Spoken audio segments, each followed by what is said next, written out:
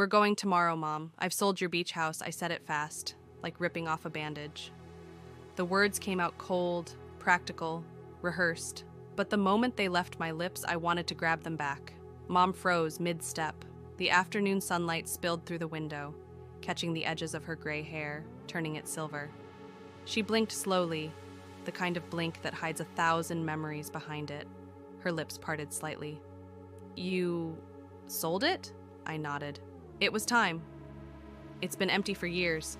The taxes, the upkeep. It doesn't make sense anymore. For a long moment, she just stood there, silent. Then without a word, she turned away and went to the kitchen. I heard the sound of the kettle click, the spoon against the mug, and the long, quiet sigh she always gave when she was holding back tears. That night, I couldn't sleep. The house felt smaller than usual, filled with invisible echoes of the past.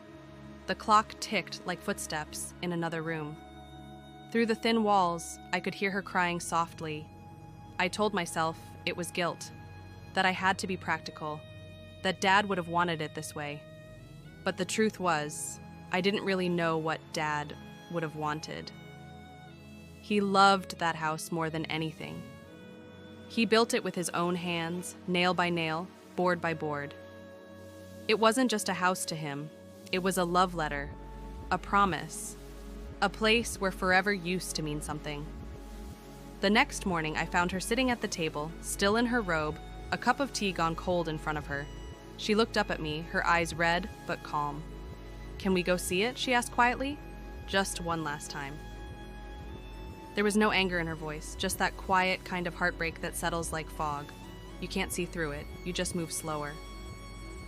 I nodded. "Of course, Mom." We drove along the coastal road, the one lined with tall pines and glimpses of ocean through the branches.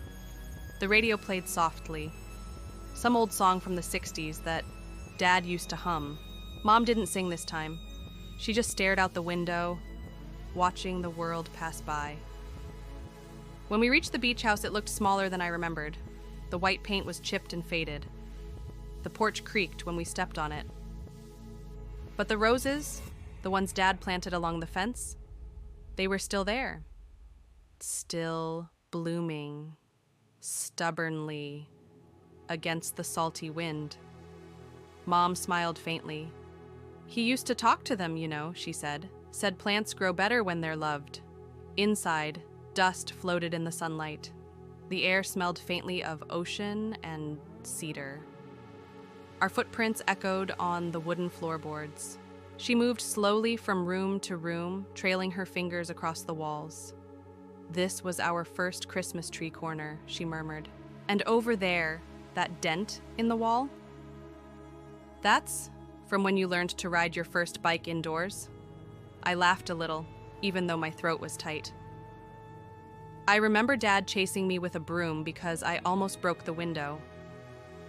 She smiled at the memory, a real one this time, not the sad kind. We climbed up to the attic. Boxes were stacked everywhere, photos, letters, bits of old furniture. Mom opened one and pulled out a worn fishing hat, Dad's hat.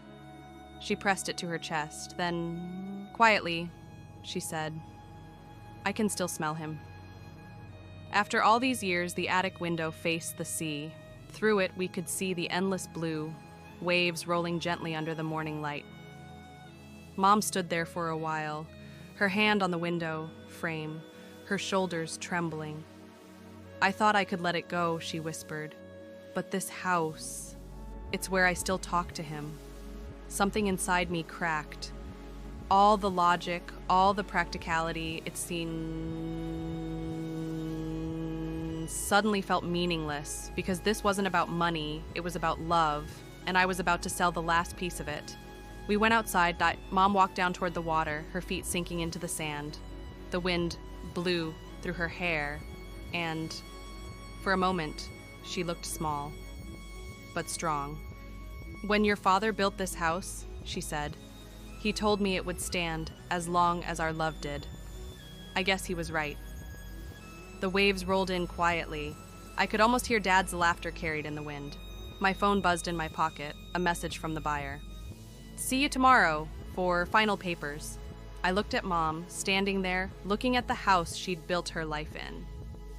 And I knew I'd buy it because I couldn't do it. I stepped back, took out my phone, and called the buyer. My hands were shaking. Hey, I said, I can't sell it. A pause, then the man's voice softened. I understand.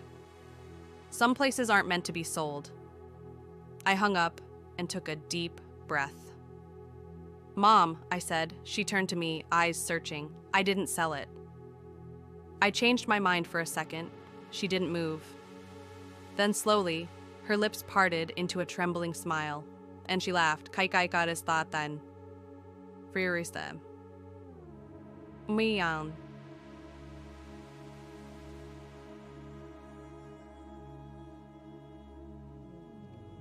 Breaks and heals you at the same time. Oh, sweetheart, she said, wrapping her arms around me. I thought I'd lost everything.